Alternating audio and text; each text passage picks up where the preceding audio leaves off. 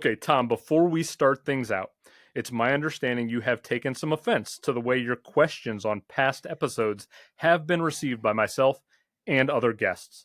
I wanted to give you the opportunity to air out those grievances so we could put that behind us. But before we do, our good friend Joey R. from Best Picture Cast and 1001 by One, who featured on the last episode of the show, sent me a message today stating, and I quote, "Since Tom is on this episode, I figured this needed to be asked. Don't worry, Tom. I got your question right here. Should Wedding Crashers be considered a sports movie? Obviously not, but please discuss." End quote. And So with that, I somehow- give you the floor. So I will address this at the end of my statement here, as I have a prepared written statement for the great body of the Academy and the Almanac to address my personal behavior over the last few months. So if you'll allow me the space here, senators, I will take up the next few minutes, and then I can address direct questions such as that. So first, let's give it up for the caterers. Woo! Some great chicken. Also, for the driver of a cherry red Fiat, your lights are on. All right, now let's get down to business here. First off, how many films did you personally watch this year, Mr. Corns? Oh my goodness. Let's see. I think it was right around 35, give or take. I thought on your rewatch spreadsheet or whatever you gave me, it was about 37. I got sounds in about right. 47 myself. So I have a question for you then.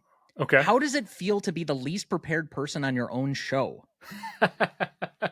Boom, roasted. All right, now, next, let's directly address Mr. Joseph Robinette Rogaine. But you're a podcaster, dude. You shouldn't ever be mumbling into a microphone. If you can't say it full voice, don't say it at all. So since you haven't put me on the so-called list yet, I'm going to go full WWE heel here. You're on my list until you and I are on the same podcast together and you have to say this crap to my face. And to twist the knife, Point Break is a crap action movie. It's boring, predictable, and full of holes. I would watch The Fast and the Furious or Speed 1,000 times before I have to watch Point Break. Although I have to caveat here that we are going to eventually have to cover this on the Gmote podcast. Shameless plug for myself, which actually is a respectable program where my dad and I apply our patent-pending Stanley rubric to movies that are at least 5 years old to determine the greatest movies of all time.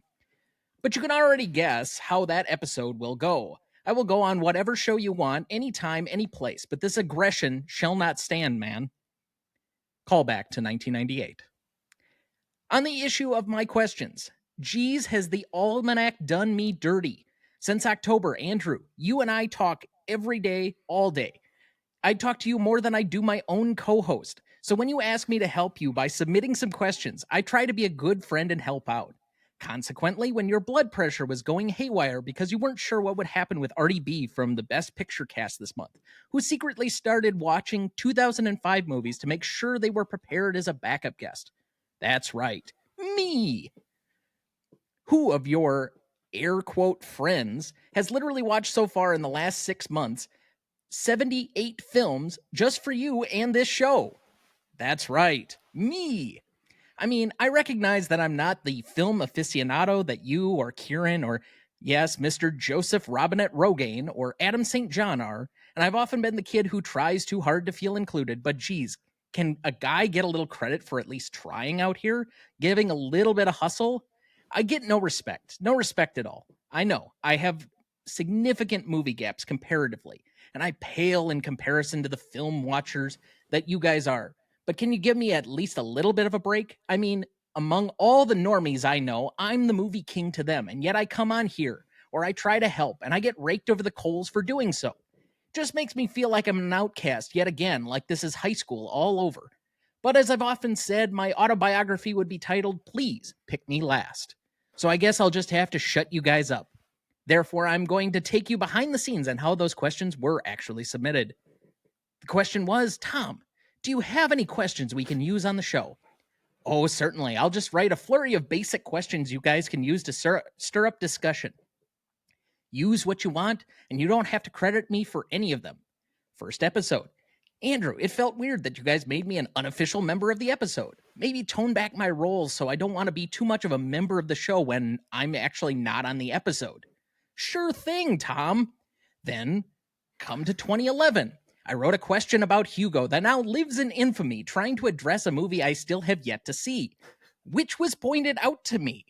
And then I said, for some reason, that I thought it was semi-animated. The problem was, and you both corrected me on it, that this was not the case. And then you still used it on the fucking show. Seriously? Like, why did that need to be read since it was clearly wrong and done in private? Likewise, for 2 straight episodes, you have butchered a specific question about a prominent movie you were likely to discuss. Thus, for 2005, I ask you, is The Longest Yard a sports movie? Of course it fucking is. However, Moneyball and Chariots of Fire are not sports movies, which was the whole point of the questions. They are movies about sports, and yes, there is a difference. Major League, The Natural, Rocky, Remember the Titans, Any Given Sunday, Hoosiers, Little Big League, all sports movies.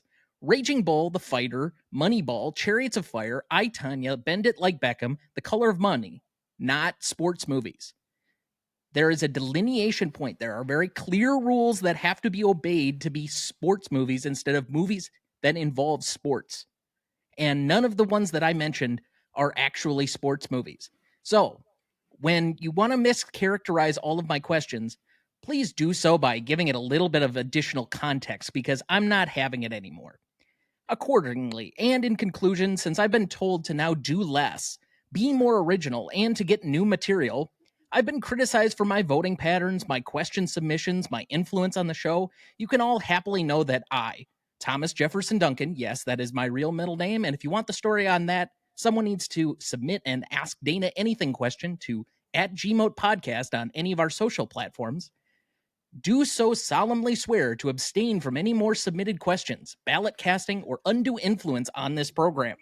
The only time you will hear from me in regards to this program will be on my appearance tonight for the 2014 episode with Grant Z this summer, and my 2 appearances with my co-host Dana from Gmote for the 1942 and 1967 episodes later this year. With that, try the veal. I'll be here the rest of the episode. I yield back the full extent of my time to allow for questions. So now, what was the question again? I lost it somewhere in there. That was beautiful, Tom. Absolutely